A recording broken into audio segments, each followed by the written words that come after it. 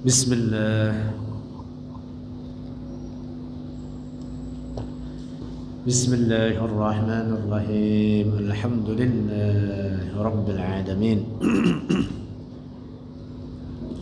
Wassalatu wassalamu ala sayyidina wa habibina wa syafi'ina wa qurrati a'yunina wa nuri qulubina wa maulana Muhammadin imamil anbiya'i wal mursalin wa qaidil ghurril muhajjalin wa ala alihi wa sahbihi at-tayyibin at-tahirin. Allahumma la sahla illa ma ja'altahu sahla wa anta ya hayyu ya qayyum taj'alul hazna idha syi'ta sahla. Allahumma arzuqna al-ikhlas fil niyyati wal qawli wal 'amali wa na'udzu bika min hali ahli an-nar. Amin. Qala al-imam Abu Ja'far at-Tahawi rahimahullah ta'ala, wala nara as-sayfa, wala nara dan tidak memandang oleh kita as-sayfa akan pedang, ala ahadin atas seorang pun min ummati Muhammadin dari umat Muhammadin sallallahu alaihi wasallam, illa kecuali man siapa orang wajib alaihi atasnya man as-sayfu oleh pedang. Maksudnya bahwa dasar darah sesama muslim itu haram, tidak boleh dibunuh, tidak boleh diperangi. Bahkan itu ditetapkan oleh Rasulullah sallallahu alaihi wasallam dalam hadis yang sangat populer, yaitu dalam khutbatul wada', bahwa darah kalian ini umat Rasulullah, umat Islam, haram satu atas lainnya. Nah, illa man wajaba alaihi sayf. Imam Tahawi mengatakan illa man wajaba alaihi sayf, kecuali orang yang memang secara hukum syara ya harus dibunuh. Misalkan dalam kasus qisas yang itu ditetapkan dalam Al-Quran, kutiba alaikumul qisasu fil qatla al-hurru bil hurri wal 'abdu bil 'abdi, dan seterusnya.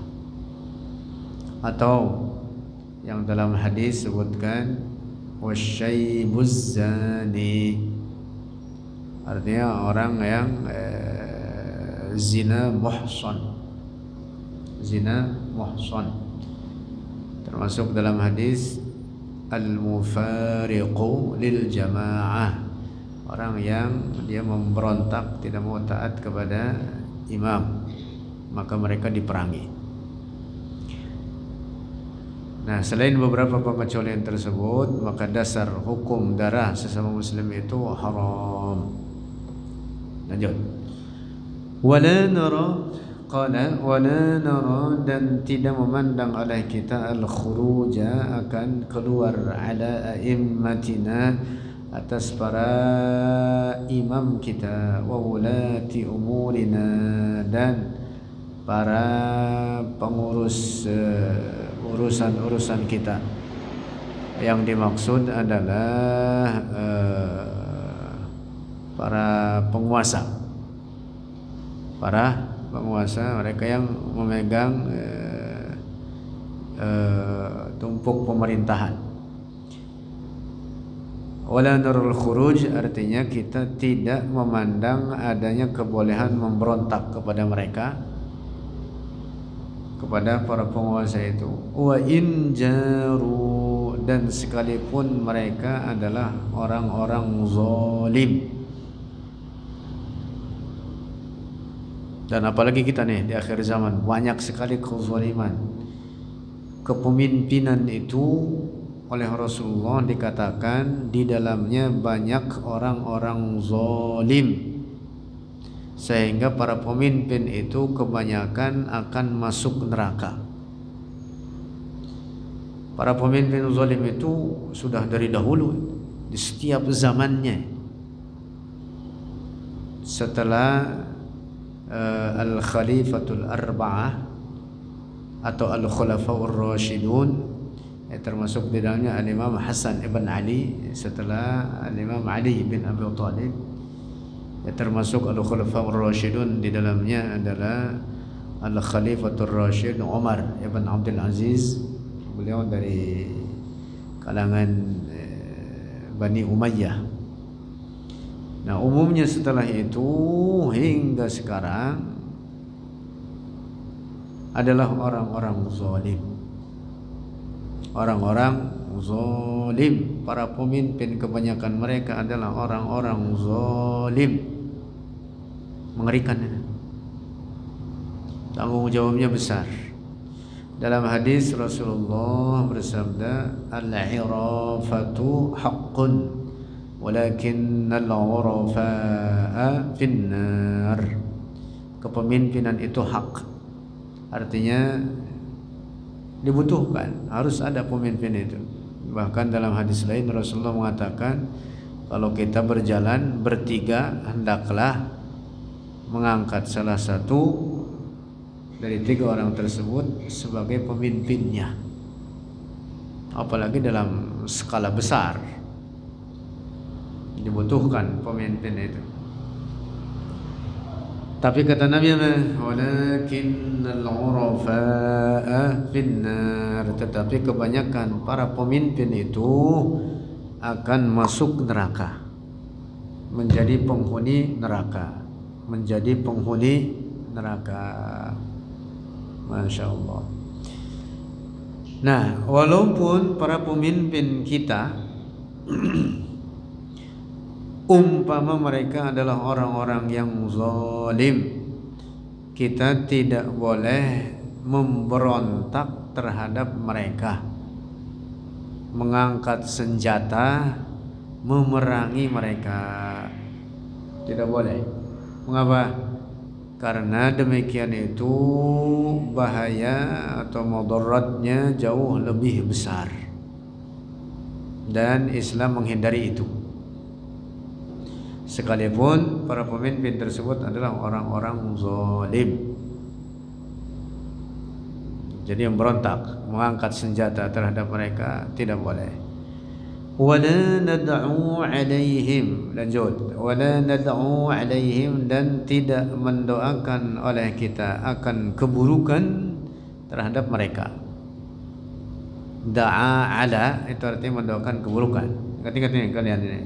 Jadi penggunaan bahasa Arab itu salah huruf berubah maknanya. Kalau kalian minta didoakan kepada orang soleh, bilangnya ud'ullaha li, gitu, bagiku. Jangan bilang Syekh ud'ullaha alayya, lah itu namanya minta didoain jelek. Itu hati-hati itu. Da'a li itu artinya doa kebaikan, tapi kalau da'a ala itu artinya doa keburukan. Wala nad'u, dan tidak berdoa keburukan ala kita alaihim atas mereka, wulat umurina, wala nanzi'u yadan, dan tidak melepaskan oleh kita yadan akan tangan, min ta'atihim, dari taat terhadap mereka. Kita taat kepada mereka dalam kezaliman mereka, selama itu bukan dalam perbuatan maksiat kepada Allah dan Rasulnya. Catatan di situ. Kecuali kalau mereka memerintah kepada kemaksiatan terhadap Allah dan Rasulnya, maka kita tidak boleh mentaati mereka.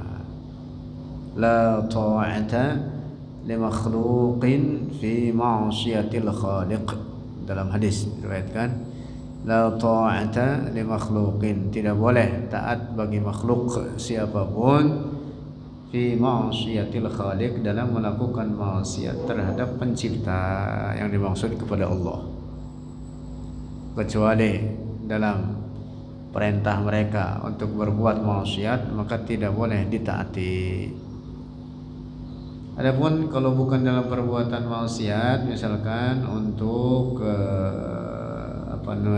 kesejahteraan bersama, keamanan bersama, ketentraman bersama, mereka merintah, kita ikuti walaupun mereka orang-orang zalim. Wa nara ta'atahum, wa nara, dan memandang oleh kita ta'atahum, taat terhadap mereka, ulatil umur, min ta'atillahi, dari taat terhadap Allah Azza wa Jalla, fariidatan, sebagai kewajiban, karena Allah merintah itu. Allah dalam Al-Quran berfirman, ya ayyuhalladzina amanu athi'ullaha wa athi'ur rasula wa ulil amri minkum ma lam ya'muru bima'siyatin, selama tidak memerintah oleh mereka bima'siyatin, dengan maksiat. Nah, ini dia pengecualiannya di sini. Wa nad'u, dan berdoa oleh kita, lahum, bagi mereka, wulat umurina, bis-salahi, dengan kebaikan, wal mu'afati, dan keselamatan. Ya, kita mendoakan mereka dengan kebaikan. Mudah-mudahan mereka berubah jadi baik, jadi taat kepada Allah, melepaskan kezaliman mereka, bekerja bagi kemaslahatan umat Islam. Gitu mendoakannya.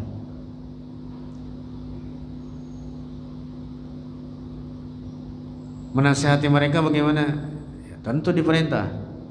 Kalau mampu untuk itu, bagus. Termasuk bagian daripada jihad. Yang dalam hadis diriwayatkan apa? Qaulu haqqin 'inda sultanin jair. Termasuk bagian jihad besar apa? Qaulu haqqin, mengatakan perkara hak, 'inda sultanin jair, di hadapan penguasa yang zalim. Tetapi yang dimaksud tidak boleh dalam hal ini apa? Memberontak. Memberontak itu artinya apa? Melakukan konfrontasi dengan apa? Fisik atau senjata. Nah, itu yang tidak boleh. Menasihati silahkan. Bahkan dianjurkan kalau kita mampu untuk itu.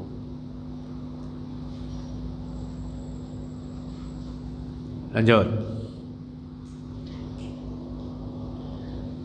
Wa natba'u atau wa nattabi'u, dan mengikuti oleh kita, as-sunnata, akan as-sunnah, ajaran Rasulullah. As-sunnah yang dimaksud ajaran Rasulullah, wal jama'ata, dan al-jama'ah. Al-jamaah yang dimaksud adalah para sahabatnya dan mayoritas umat Islam sesudahnya, sesudah mereka para sahabat Rasulullah. Wa najtanibu, dan menghindari oleh kita asyuzudha, akan ekstremisme. Nah, itu ekstrem itu apa ekstrem? Syuzuz, menyempal, ekstremisme. Wal khilafah, dan perselisihan, wal furqata, dan perpecahan. Nah, kita hindari itu. Nah, di sini ada catatan penting untuk jadikan pegangan dalam cara beragama kita. Imam Tuhawi mengatakan bahwa di antara ajaran Ahlus Sunnati wal Jamaah, karakternya atau sifat-sifatnya di antaranya apa? Wa natba'us sunnata wal jamaah, mengikuti ajaran Rasulullah. Sudah jelas ini hadis-hadis atau ajaran Rasulullah, yang dimaksud tentu adalah Al-Quran dan hadis-hadis. Nah, tetapi kemudian beliau menambahkan wal jamaah. Nah, ini penting untuk dipahami karena ini menjadi apa? Kunci. Al-jamaah, mayoritas umat Islam. Di dalam hadis Rasulullah sallallahu alaihi wasallam menyatakan bahwa mayoritas umat Rasulullah ini akan senantiasa berada di atas kebenaran. Dalam hadis riwayat Al-Imam At-Tirmidzi dan lainnya, Rasulullah bersabda, "Alaikum bil jamaah wa iyyakum wal furqah." Alaikum, daklah kalian memegang teguh mayoritas umat ini, ajaran Rasulullah dan para sahabatnya, dan mayoritas umat Islam ini. Wa iyyakum wal furqah, hindari oleh kalian daripada perpecahan. Fa inna syaitana ma'al wahid, maka sesungguhnya setan itu bersama satu orang, maksudnya kelompok yang ekstrim, menyempal. Wa huwa minal isnaini ab'ad, dan setan itu dari kelompok yang lebih besar dia menjauh. Nah, ini hadis Rasulullah, isinya perintah untuk apa? Berpegang teguh dengan ajaran mayoritas umat Islam. Fil aqidati wal ahkam, dalam akidah atau keyakinan dan di dalam hukum-hukum. Pegang teguh apa yang menjadi ajaran mayoritas umat Islam. Dalam hadis lain Rasulullah mengatakan, innallaha la yajma'u ummati ala dhalalah, sesungguhnya Allah tidak akan mengumpulkan umatku di atas kesesatan. Jadi kalaupun ada yang sesat, kelompok-kelompok kecil, mayoritas umat Rasulullah akan senantiasa di atas kebenaran. Nah, begitu. Dalam hadis lain Rasulullah bersabda, riwayat Al-Imam Abu Dawud dan lainnya, mengatakan, kulluhum finnar. Perpecahan umat Rasulullah ini sampai 73 golongan. Wa inna hadhihi al-millata sataftariqu ala 73 firqah. Lalu kata Nabi apa?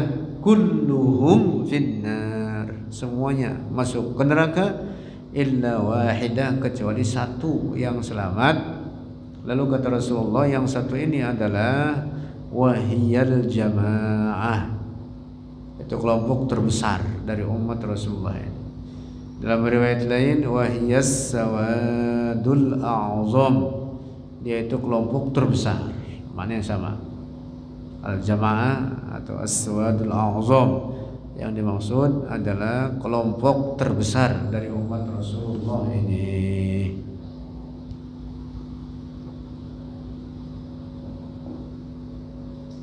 Maka ini kunci keselamatan, Pak Guru.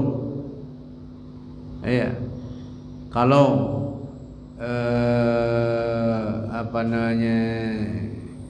jargon mengatakan kami berpegang dengan Al-Quran dan Sunnah, ya semua kelompok ngomong begitu. Ada kelompok yang kagak ngomong begitu? Ya kagak ada. Semua kelompok yang nyata-nyata sesat sekalipun, dia apa? Pengakuannya, jargonnya, menurut dia kami berpegang teguh dengan apa? Al-Quran dan hadis, semuanya ngomong gitu. Bahkan ditulis di sini Al-Quran, hadis, ditulis, ditempelin. Ada sebagian mereka begitu, tempelin di sini, di atas ininya nih. Kan biasanya di sini bakal apa ya, itu bakal nama tuh. Dia kagak tulis Al-Quran, hadis, keren betul kayaknya. Kan kagak ditulis aja di situ ijma qiyas. Al-Quran Sunnah itu. Iya, semua kelompok ngaku gitu. Kami berpegang teguh dengan Al-Quran dan Sunnah. Nah, sekarang pembuktiannya bagaimana? Apa kemudian setiap pengakuan begitu itu dibenarkan dalam pengakuannya? Jangan kata pengakuan semacam itu. Semua kelompok yang mengaku bagian daripada Islam, semuanya mengucapkan dua kalimat syahadat. Semuanya. La ilaha illallah Muhammadur Rasulullah. Nah terus pengakuannya tersebut apakah mesti mutlak dibenarkan? Nah tentu pada rinciannya kalimat tersebut, ungkapan semacam itu tadi pengakuan berpegang teguh dengan Al-Quran dan hadis, atau semua mereka mengucapkan La ilaha illallah Muhammadur Rasulullah, itu ada tuntutan atau konsekuensi di dalamnya, bukan sebatas pengakuan doang. Mengapa Rasulullah mengatakan kulluhum finnar? Padahal semuanya mengaku muslim, semuanya bersyahadat tidak? Bersyahadat. Tapi oleh Rasulullah katakan kulluhum finnar illa wahidah, kecuali satu aja yang selamat. Itu artinya bahwa dua kalimat syahadat dan pengakuan berpegang teguh dengan Al-Quran dan hadis itu bukan diomongin doang, tapi ada tuntutan di dalamnya. Apa tuntutannya? Ya tentu banyak. Salah satunya yang paling mudah untuk kita ikuti, kita pegang teguh adalah bahwa kelompok yang selamat itu adalah kelompok mayoritas daripada umat Islam ini. Fil aqidati wal ahkam, dalam akidah dan dalam hukum-hukum. Dalam akidah mayoritas umat Islam ini adalah Asy'ariyah Maturidiyah. Ingat-ingat ini. Tidak hanya di Indonesia, tapi dari zaman-zaman dahulu, beratus tahun ke belakang, dari masa setelah akidah Rasulullah ini dibukukan,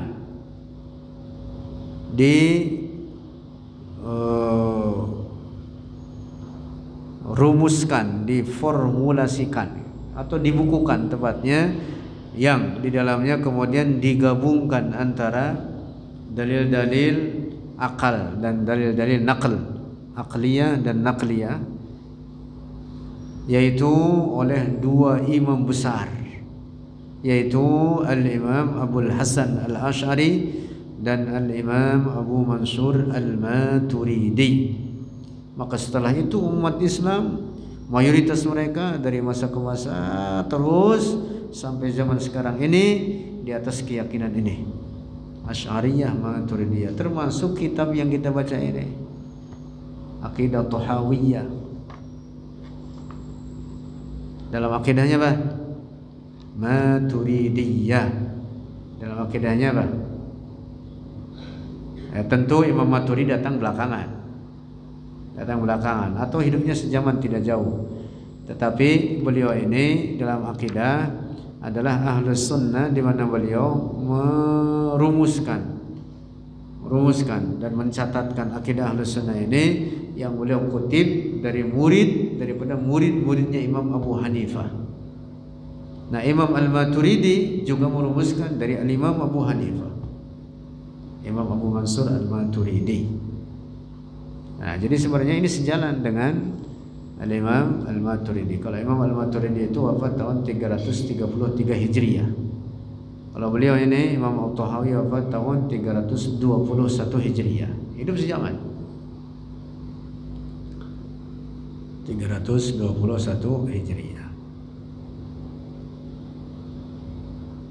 Nah, jadi dua imam besar inilah yang memiliki jasa besar terhadap ajaran Rasulullah ini dalam menyatukan dalam bidang tauhid atau akidah antara dalil akal dan dalil naql, aqliyah dan naqliyah, sehingga penyebutan ahlus sunnati wal jamaah sesudah kedatangan dua ulama besar ini di zaman-zaman berikutnya dinisbatkan atau disandarkan kepada dua imam agung ini. maka penyebutan Ahlus Sunnah tidak lain merujuk kepada siapa? Asy'ariyah dan Al-Maturidiyah. Karena itu Al-Imam Muhammad Murtada Az-Zabidi dalam kitab Ithaf As-Sadatil Muttaqin bi Syarhi Ihya'i Ulumuddin, beliau menegaskan idza utliqa Ahlus Sunnati wal Jamaah fal muradu bihim al-Asy'ariyatu wal Maturidiyah.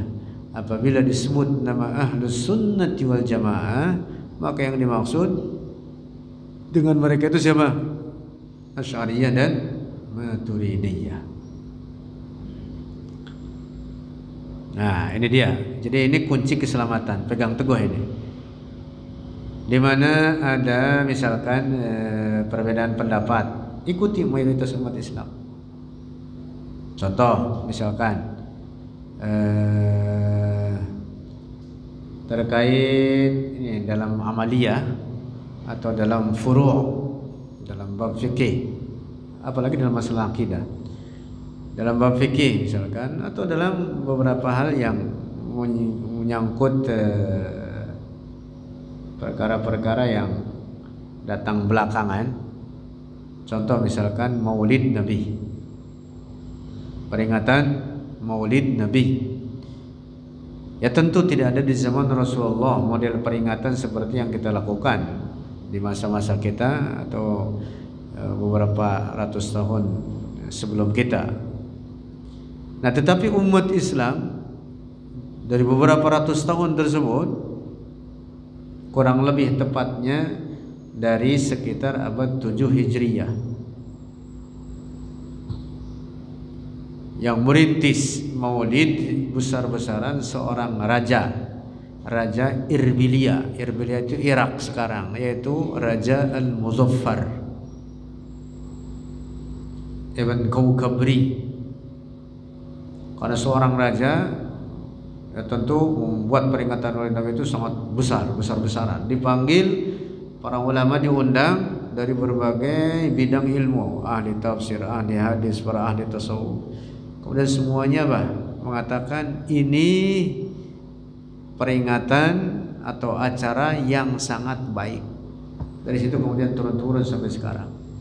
Beratus tahun umat Islam praktikan itu. Maka jangan kemudian mengatakan Maulid sesat, Maulid bid'ah sesat. Nauzubillah.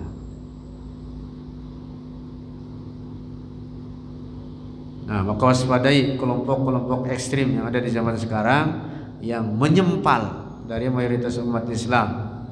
Salah satunya yang sangat berbahaya di zaman sekarang ini, terutama menyangkut masalah pokok-pokok akidah, kelompok yang bernama Wahabi.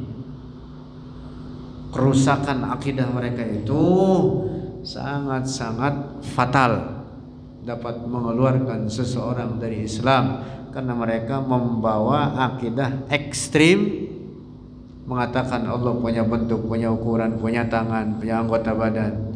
Nauzubillah. Memiliki tempat, memiliki arah. Nauzubillah.